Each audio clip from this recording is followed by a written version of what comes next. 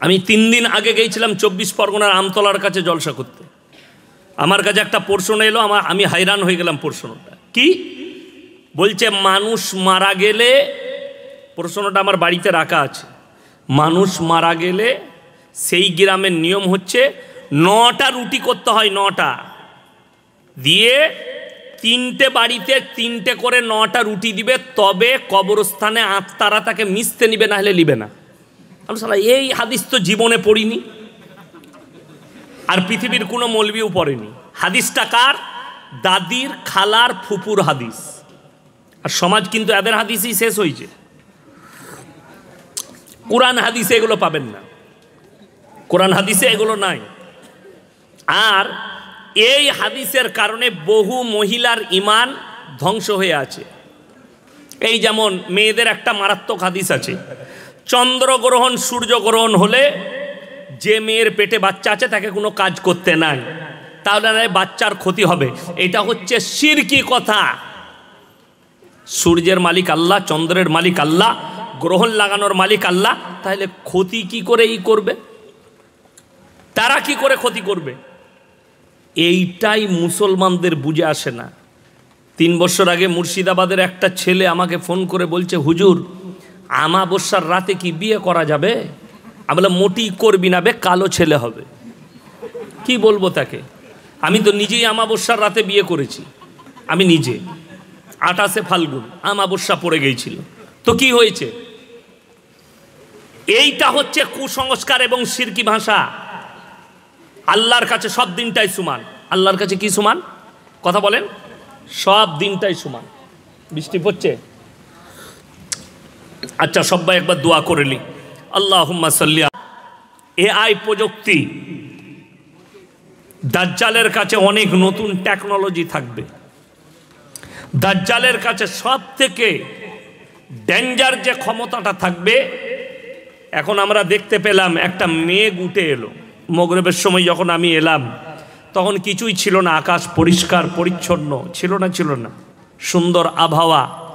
বিকেলেও হঠাৎ করে মেঘ উঠে এলো, আওয়াজ দিল, একটু ঝড় উঠল, বৃষ্টি হলো।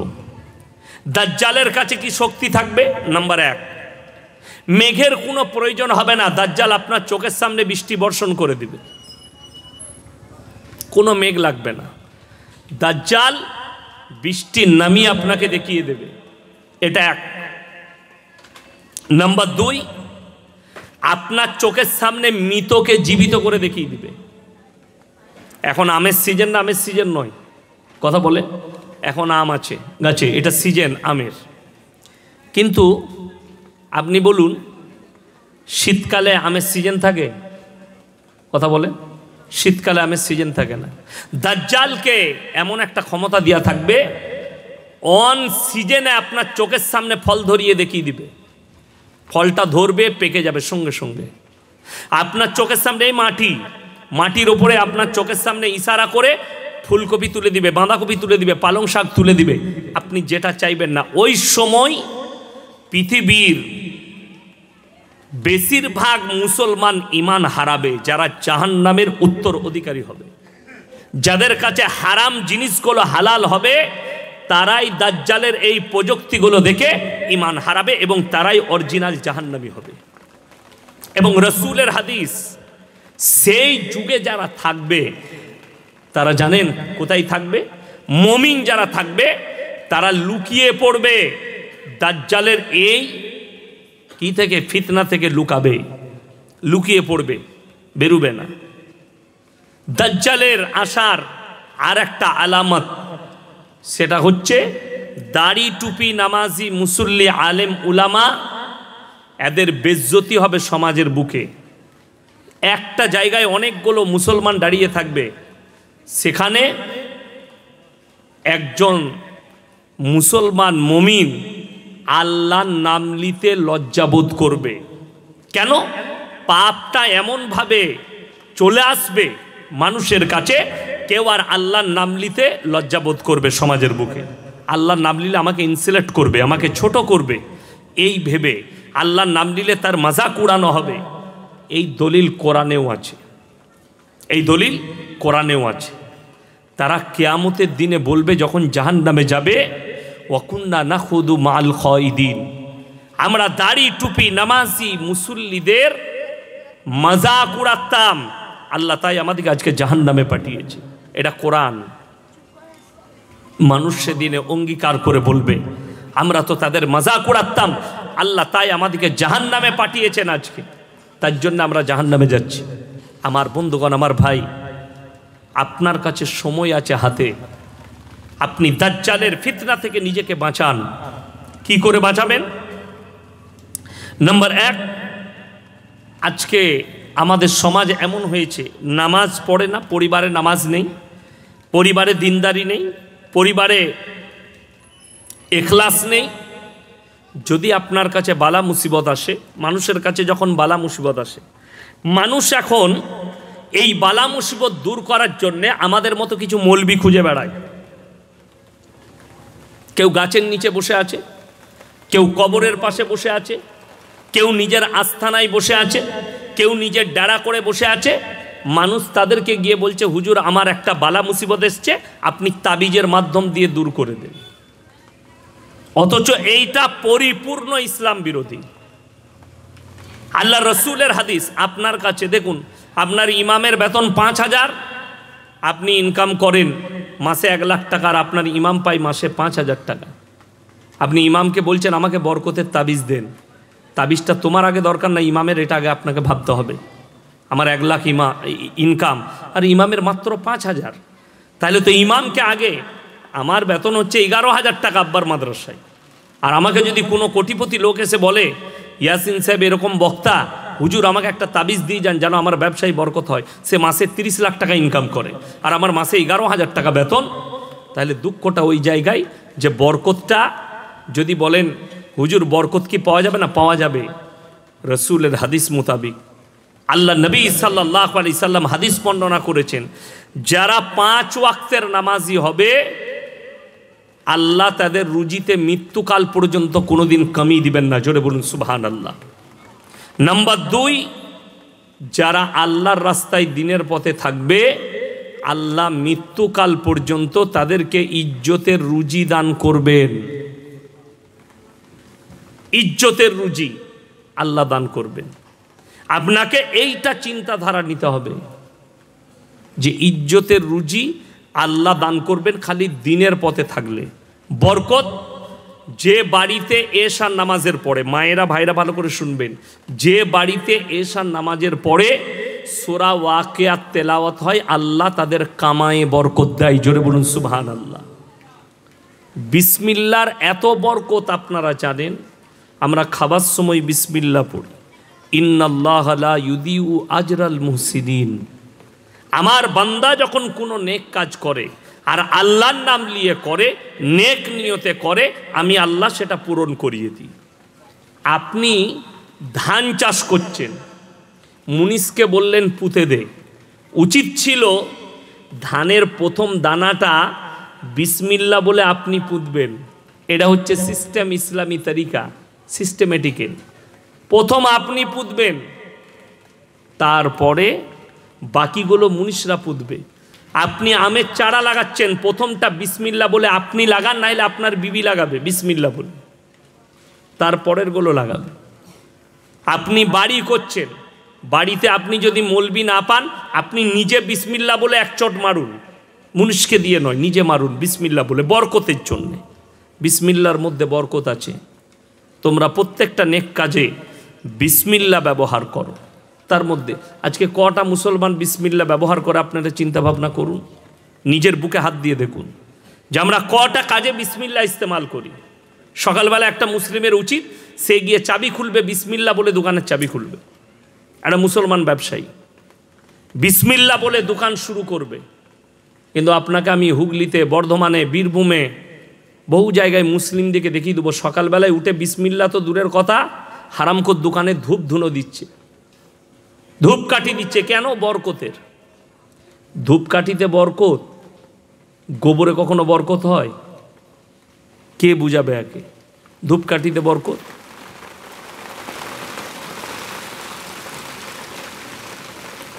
আমার ভাই, আমার বন্ধুগণ, আপনারা রাগ করবেন না। আজকে আমাদের দেশে দোকানে ধূপকাঠি দেয়, মিলাদে ধূপকাঠি দেয়, ধূপকাঠি ইঁদুর মূল্যে দিতে হয়, ধূপকাঠি মিলাদে দিতে নেই। গোলাপ পানি ছিটোয়, আল্লাহুম্মা সাল্লি আল্লাহ বলে, গোলাপ পানি তো বিরিয়ানিতে দেয়, মিলাদে কেন দিতে হবে? এ মানুষকে কে বুঝাবে? সব থেকে বড় জিনিস, যদি এখানে কোনো মৌলবি আপনার থাকে, আপনি যেদিনে ডাকবেন আমি কাছারা মাদ্রাসায় আসব, সেই মৌলবিগুলোকে এক কাছে করবেন গোটা হুগলি ডিস্ট্রিক্টের, খালি প্রমাণ করিয়ে দিবে যে হাদিস কুরআন থেকে অমুক সাহাবি মারা গিয়েছিলেন, তার 40-এ পালন হয়েছিল। 4 জন প্রসিদ্ধ ইমাম, ইমাম আবু হানিফা রাহিমাহুল্লাহ, ইমাম শাফি, ইমাম মালিক, ইমাম হাব্বাল, এরা 4 জন মারা গেছে। এদের 4 জনের কি হয়েছে? 40 দিনে পালন হয়েছে। এই 4টা ইমামের 3 দিনে পালন করেছে, সাতার ফায়দা পালন করেছে। এই 3টে ইমামের কুলখানি হয়েছে। আমি জীবন আর হুগলি ডিস্ট্রিক্টে বক্তব্য দিতে আসবো না যদি কোনো পাপের বেটা মৌলবি প্রমাণ দিতে। 4টা প্রসিদ্ধ ইমামের কথা বললাম। সাহাবিরা তো অনেক দূরের কথা, সাহাবিদের জীবনে এগুলো ছিলই না। আপনার এলাকায় কোনো অমুসলিম ভাই থাকলে তাদেরকে জিজ্ঞেস করবেন, লোক মরে গেলে, সনাতনী ধর্মে কোনো মানুষ মারা গেলে 40 দিনে শ্রাদ্ধ খাওয়ানো হয়, আর আপনি 40 দিনে মিলাদ দেন, নামটা আলাদা, মালটা একই। আমার কাছে জিজ্ঞেস করলে যদি বলেন হুজুর দোয়া, দোয়া আপনি রোজ করবেন আপনার বাপের জন্যে, আপনার মায়ের জন্য রোজ দোয়া করুন নামাজের পার্টিতে। কে মানা করেছে আপনাকে দোয়া করতে? আপনি রোজ দোয়া করবেন। 5 ওয়াক্তের নামাজে মা বাবার জন্য, বেটার জন্য, সন্তানের জন্য, বিবির জন্য দোয়া করুন। প্রত্যেক দিন কবর জিয়ারত করুন, মায়ের, বাপের, সন্তানের, আত্মীয় স্বজনের কবর জিয়ারত করা সুন্নাত। আপনি কবার কবর জিয়ারত করেছেন? জিয়ারত করতে পারেন না, অথচ যেটা সুন্নত সেটা ছেড়ে দিচ্ছে, যেটা ইসলামের বিষয় নয় সেটা নিয়ে মারামারি করছে মুসলমান। যদি বলেন খানা খাওয়া, আজকে তো বড় কষ্ট লাগে, যদিও আপনি মাইয়াতের উদ্দেশ্যে 40 দিনে মিলাদ করে খানা করছেন, তো খানাটা কার? চাচার, বড় লোকের, আপনার কোটিপতির, পাড়ার নেতার, মামার, খালার, ফুপুর, জামাইয়ের, বিয়ায়ের, সবারই দাওয়াত, খালি গরিবরা বাদ। এমনভাবে দাওয়াত দিতে যাচ্ছে মনে হচ্ছে ওর বাপের বিয়ে। কে বলল তোমাকে ওইভাবে দাওয়াত দিতে? কোরআন শুনেলেন, আর আইতাল্লাযী ইউকাযযিবু বিদ্দীন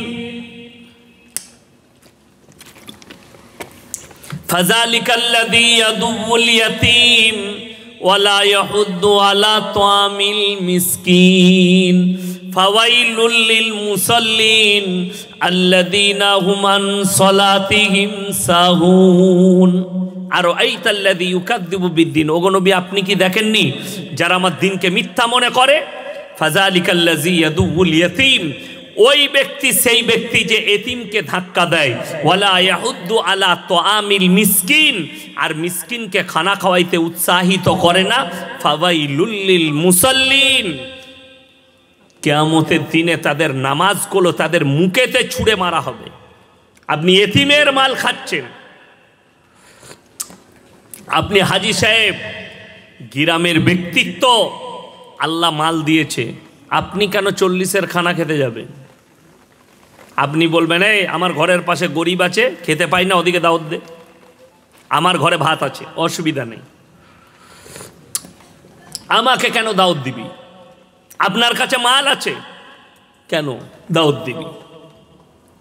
বড় কষ্ট লাগে, দুঃখ লাগে। আপনি গরিবের স্বার্থটা আগে রাখুন। আজকে আমার 2 জায়গায় বিয়েতে দাওয়াত ছিল, একটা আমাদের ছাত্রর বোনের, আর একটা আমাদের আত্মীয়, একদম গরিব নিহাত। তো আমাকে অনেকবার ফোন করেছে, ফোন আমার সাইলেন্ট ছিল, ফোন আমি তুলি নাই। লাস্টে বললাম পাড়ার লোককে খাওয়াও, তোমরা খাও, আল্লাহ তোমাদের বিয়েতে বরকত দে, আমার প্রয়োজন নাই। কি বুঝলেন? কি দিয়ে ভাত খেয়েছি দুপুরে জানেন? ডাল আর ভাত, আর কিচ্ছু নাই। ডাল ভাত আর একটা ডিমের পোজ করে দিয়েছিল, ওইটা দিয়ে ভাত খেলাম। দিয়ে জোহরের পরে ঘুমালাম, ভালো জিনিস নয়। খাওয়ার হকটা আগে হকদারকে বুঝাতে হবে। কোরআনে আছে ওয়া আতুল ইয়াতামা আমওয়ালাহুম ওয়ালা তাতাবাদদালুল খাবিসা বিত-তাইয়্যিব ওয়ালা তাকুলু আমওয়ালাহুম ইলা আমওয়ালিকুম ইন্নাহু কানা হুবান কাবীরা। তোমরা এতিমের মালকে ভক্ষণ করো না, এতিমের মালের সঙ্গে তোমরা অদল বদল করো না। আপনাকে আমি পশ্চিমবাংলায় বহু মাল দেখিয়ে দেবো, এক মুষ্টি দাড়ি রেখেছে, ফাঁস কাতারে নামাজ পড়ে, তাহাজ্জুদ ছাড়ে না, ভাই মারা গেছে, ভাইপোর মালগুলো সব মেল দিয়েছে। বাস্তব কথা বলছি, আমার সঙ্গে যাবেন বর্ধমান টাউনে, দোকান চালাচ্ছে, দেখিয়ে দেবো ভাইপোর মালগুলোকে মেরে নিয়ে বসে আছে, দিয়ে এখন তসবি করছে দোকানে বসে বসে। আমি বলেছি খালি কবরে যা তো তসবি বার করবে, এতিমের মাল ভক্ষণ করবে। আমি বলে যাচ্ছি, একটা লোকের যদি আমল একটু কমজোর থাকে, নামাজ একটু কমজোর থাকে, তার যদি আমল ফরজ ইবাদত একটু কমজোর থাকে, আর সে যদি ভাই মারা যায়, ভাইপোর মালগুলোকে হেফাজত করে, সে যখন প্রাপ্তবয়স্কে, সে যখন 18 বৎসর হবে, তার মাল তাকে যদি বুঝিয়ে দেয়, দেখো তোমার 5 বিঘে জমি ছিল, আমি চাষ করেছি, খরচা এই, তোমার জমা হয়েছে 10 লাখ টাকা এই 18 বৎসরে, তোমার নামে করে রেখেছি, এই জমিগুলো তোমার, এই দেখো আমার ভাইয়ের নামে দলিল ছিল, এগুলো সব তোমার নামে করে দিয়েছি। আমি বলছি জান্নাতটা আপনার সহজ হয়ে যাবে। জোরে বলুন সুবহানাল্লাহ। ওই জন্যে শুধু নামাজ পড়লে মুমিন লয়, নামাজ পড়লাম, রোজা রাখলাম, তসবিহ করলাম না। ইসলাম হচ্ছে মাথা থেকে পা পর্যন্ত জীবন ব্যবস্থার নাম হচ্ছে ইসলাম। পা থেকে মাথা পর্যন্ত জীবন ব্যবস্থা, সেটা হচ্ছে ইসলাম। কেমন জীবন ব্যবস্থা? সেই জীবন ব্যবস্থাটা হচ্ছে পুরোটাই রাসূল আকরাম সাল্লাল্লাহু আলাইহি সাল্লামের আদর্শ মোতাবিক এবং কোরআন হাদিস মোতাবিক আপনার জীবন আদর্শ হবে। আপনি কে কি করছে এটা নয়, পৃথিবীর ইতিহাস তুলে দেখুন। পৃথিবীর ইতিহাসে একজন রাজার কথা লেখা আছে, আমাদের অনেক বক্তার মুখ থেকে শুনতে পাবেন সাদ্দাদের ঘটনা। সাদ্দাদ বলে কেউ ছিল না, সাদ্দাদের ঘটনাটা বানানো হয়েছে আলেকজান্ডারের ঘটনা থেকে। আলেকজান্ডার বলে একজন বাদশা ছিল যে অর্ধেক দুনিয়া দখল করেছিল, যার নাম ইতিহাসের পাতায় আছে। সাদ্দাদ বলে কারো ইতিহাসের পাতায় নাম নেই, ইতিহাসের পাতায় যার নাম আছে, অর্ধেক দুনিয়া দখল করেছিল, তার নাম হচ্ছে আলেকজান্ডার, যে ভারত আক্রমণও করেছিলেন, কিন্তু ভারত থেকে পরাজিত নয়। সেই সময় ভারতের যিনি রাজা ছিলেন তার নাম ছিল রাজা পুরু। তার ব্যবহারে, তার আখলাকে, তার চরিত্রে যুদ্ধ না করে ফিরে গিয়েছিল। এই অর্ধেক দুনিয়া দখল করনেওয়ালা রাজা আলেকজান্ডার সেই যুগের একজন মারাত্মক যোদ্ধা ছিল। শুধু তার সৈন্য নয়, সে নিজে একজন বড় যোদ্ধা। এবং সেই সময় আলেকজান্ডারের মৃত্যু হয়েছে বিষ পান করে, ইতিহাস যেটা বলছে। বাকি সত্য কি উপরওয়ালা জানে। আলেকজান্ডার মারা গেছে বিষ পান করে। এই ফেরাউন নিজেকে বলেছিল আলা রব্বুকুমুল আলা, আমি সর্বশ্রেষ্ঠ এবং আমি রব তোমাদের। মিশরের মাটিতে এলান করেছে। আচ্ছা বলুন, এখন ফেরাউন আছে না, তার রাজত্ব আছে না, সে শেষ হয়েছে? তার সব কিছু শেষ করে দিয়েছেন আল্লাহ। শুধুমাত্র পৃথিবীর মানুষের জন্য দৃষ্টান্ত আছে, তার লাশটা মমি করে মিশরের জাদুঘরে রাখা আছে।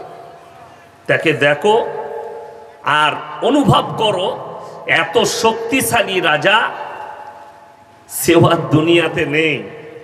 যে নিজেকে আল্লাহ বলে দাবি করেছে সেও আর নেই।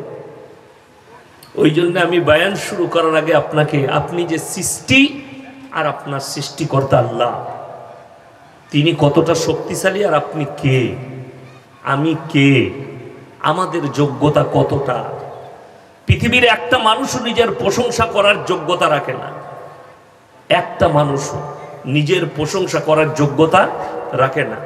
একমাত্র যিনি যোগ্যতা আছে যিনি নিজের প্রশংসা করতে পারেন তিনি হচ্ছেন আল্লাহ, যিনি কোনোদিন মিটবেন না, যিনি কোনোদিন মিটবেন না, সব মিটে যাবে, তিনি তিনার জায়গায় থাকবেন, তিনি হচ্ছেন রব্বুল আলামিন, আল্লাহ তাআলা।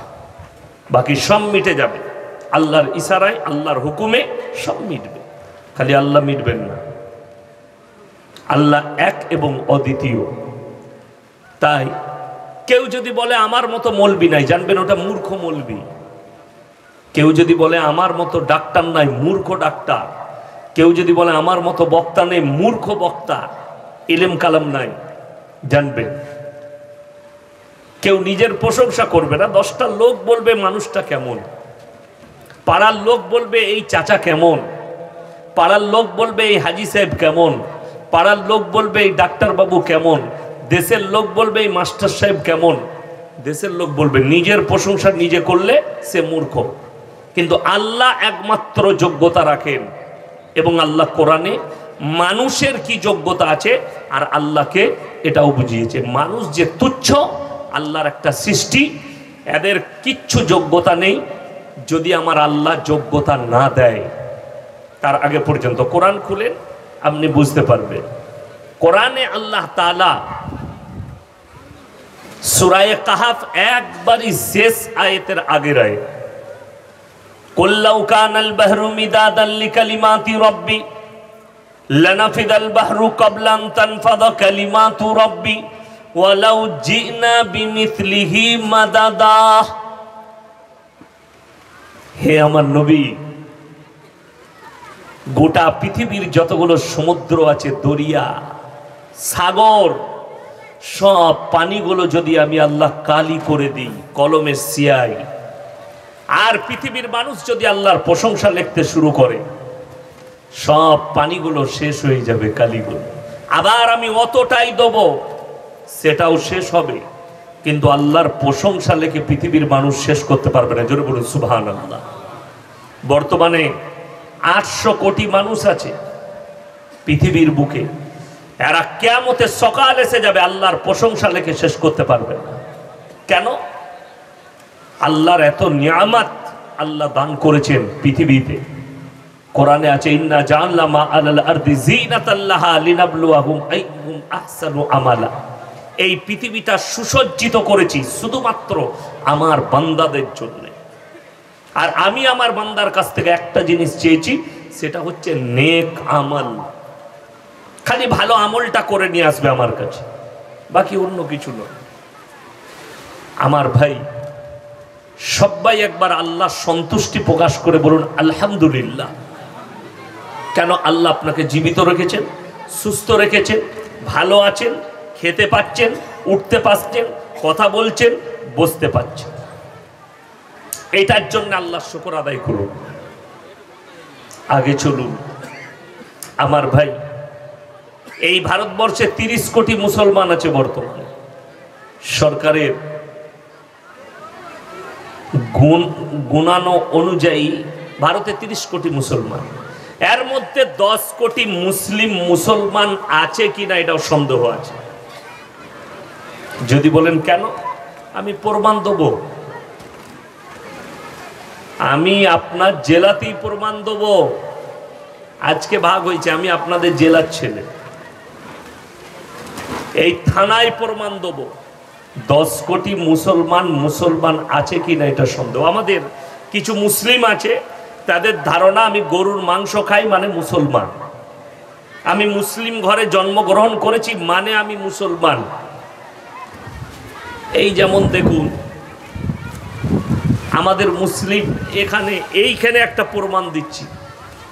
আমার আগে যিনি বক্তব্য দিচ্ছিলেন তিনি দরুদ পাঠ করলেন না, আল্লাহুম্মা সাল্লি আলা, তখন সবাই জোর দিয়ে বললে, আর আমি যখন দরুদ বললাম কোনো মাল পড়ে নাই। জানলে তো পড়বে, কথাটা বুঝতে পেরেছেন? আর এখানে মৌলবীরা বসে আছে, আমি যে দরুদটা পড়েছি ওই দরুদটা কি দরুদ এরা জানে, মৌলবী কটা জানে, অথচ একজন পড়েন নাই মৌলবী কটা ছাড়া, নামাজি ছাড়া একজন পড়েন নাই। কেন? ই তো জানে খালি মিলাদে পড়ে ওই আল্লাহুম্মা সাল্লি আলা ওটা মুখস্থ করে রেখে দিয়েছে। জলসায় পড়বি, মিলাদে পড়বি, যেন হুজুর বুঝতে পারে মালগুলো সব নামাজি, হুজুর যেন বুঝতে পারে মালগুলো সব মুমিন। কিন্তু আমরা জানি কোন মালগুলো কেমন। আমাকে জেনে বুঝি দাওয়াত দিয়েছে।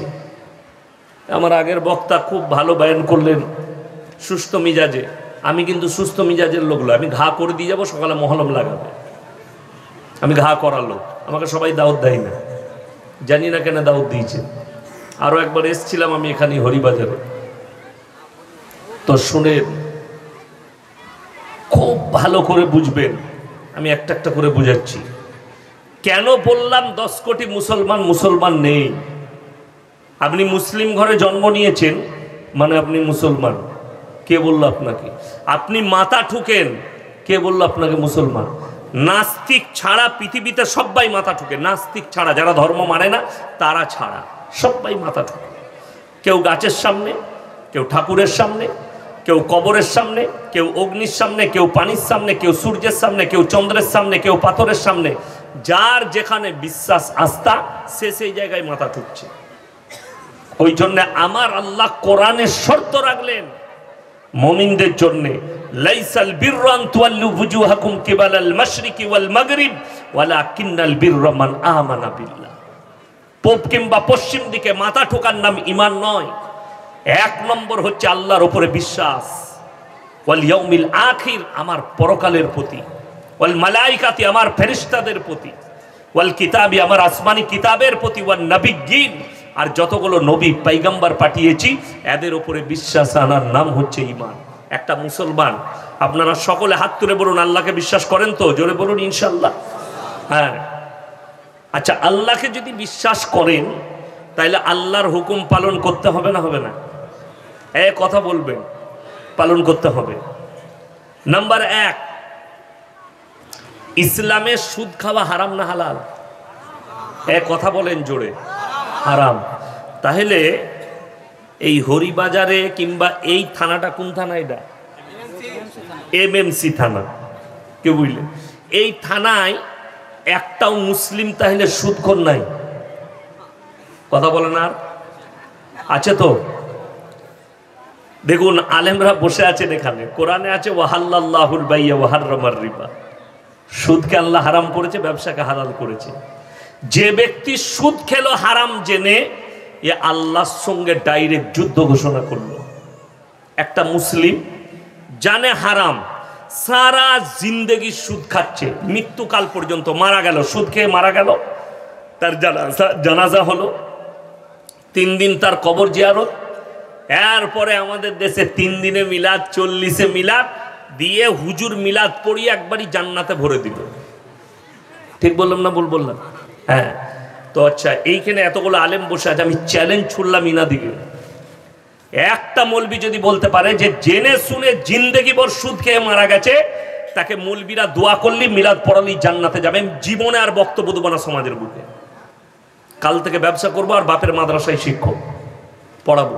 খালি বলে দেখ, একটা মৌলবি বলে দেব, এখানে বসে আছে ইনারা, এমনি বলি নাই। যদি একজন বলতে পারে যে সুদ খেয়েছে জিন্দেগি ভর, এই সুদের ওপরে জীবন কাটিয়ে জেনে শুনে পাপ করে মারা গেছে, এই লোক মিলাদ পড়ালে, মাদ্রাসায় মসজিদে দান করলে লোকটা জান্নাতে যাবে, আমি জীবনে আর বক্তব্য দেবো না। বড় কষ্ট লাগে। আমার কাছে দলিল আছে, নিয়ে এসো, তোমার কোন ভণ্ড আছে তাকে কানটা ছিঁড়ে দেবো, উকুড়ে দেবো কোরআন খুলে। বড় কষ্ট লাগে। সেই লোকের মিলাদ হচ্ছে 3 দিনে হচ্ছে, 4 দিনে হচ্ছে, আর তার বাড়ির লোক মনে করছে ইয়াসিন ভাই যখন মিলাদ পড়িয়েছে দেশি মুরগি খেয়ে, তো মাল একদম জান্নাত। কে বললো তোমাকে?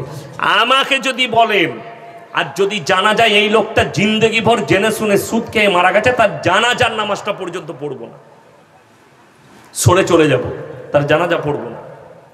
কেন? সে ডাইরেক্ট আল্লাহর সঙ্গে যুদ্ধ ঘোষণা করে। শুধু যুদ্ধ নয়, আল্লাহ রসুলের হাদিস, কেউ যদি 1 টাকা সুদ খায় নিজের মায়ের সঙ্গে 36 বার জিনা করার সমান পাপ করলো। আপনি ভেবে দেখুন, একটা মুসলিম জেনে শুনে এই পাপ করছে, জেনে শুনে এই পাপে লিপ্ত, অথচ সে বুক ফুলিয়ে মুসলমান বলে ঘুরে বেড়াচ্ছে, নিজেকে বলছে আমি মুসলিম। 1 নম্বর গেল। 2 নম্বর, মদ খাওয়া হারাম না হালাল? এক কথা বলে না হারাম। আমি আপনাকে এই দুর্গাপুরে দেখিয়ে দেবো, বর্ধমান জেলায় দেখিয়ে দেবো, মুসলমান মদ খাচ্ছে, হারামখোর মদ বিক্রিও করছে।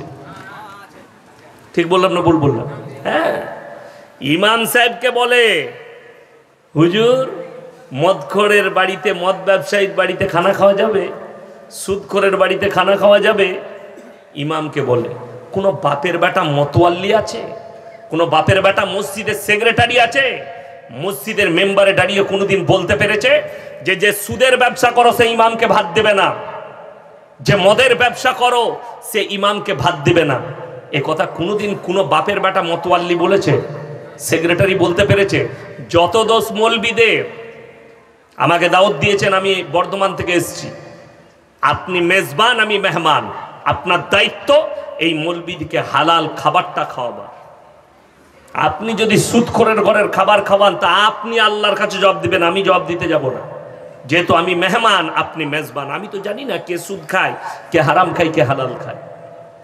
আমি পরিষ্কার পরিচ্ছন্ন কথা বলছি, রেখে ঢেকে কথা বলি নাই, আর কারো মুখ দেখে কথা বলি না। আমি কে চড়লো ফাটলো জানি না, আপনাকে হকটা বুঝতে হবে। আপনি হক বুঝলেন না, হক মৌলবীরা বুঝবে শুধু, আর আপনি বুঝবেন না। এইটাই তো সমাজের দশা। এসে মৌলবীকে জিজ্ঞেস করছে, ইমামকে বলছে জুম্মার দিনে বলবেন বিড়ি সিগারেট গুটকা খাওয়াটা কি? ইমাম সাহেব মকরু বলছে, তার মানে খাওয়া যাবে। একটা মৌলবী বলে দেখতো মকরু মানে খাওয়া যাবে, তাইলে আমরা সিগারেট খেলে দোষ কোথায়? ইমাম সাহেব সিগারেট খেলে তার পেছনে নামাজ হবে না, ইমাম সাহেব খেলে হারাম, চায়ের দোকানে সমালোচনা, আর তুমি খেলে হালাল। কে ফতোয়া দিলে? বড় কষ্ট লাগে। ফতোয়া মৌলবীদের উপরে দেওয়া খুব সহজ, ফতোয়া দাড়ি টুপিওয়ালার উপরে দেওয়া খুব সহজ। আর তুমি নিজেকে মুসলমান বলছো, তোমার উপরে কি কি বার্তা আসে, তোমার উপরে কি কি হুকুম আসছে। তুমি যখন বলেছো আমি আল্লাহকে মানি, আল্লাহকে বিশ্বাস করি, তখন তোমার উপরে তো আল্লাহর হুকুমগুলো সব বাড়তে গেল। অথচ তুমি আল্লাহর হুকুম মানো না, আল্লাহর দ্বীন মানো না। তোমার কাছে হারাম কি করে? শুনেলেন রাসূল সাল্লাল্লাহু আলাইহি সাল্লামের হাদিস, তোমরা বুঝতে পারবে দাজ্জাল আসার, দাজ্জাল যখন আত্মপ্রকাশ করবে তার পূর্বে বুঝতে পারবে যখন মুসলমানের কাছে হারাম জিনিসগুলো হালাল হতে শুরু হয়ে যাবে।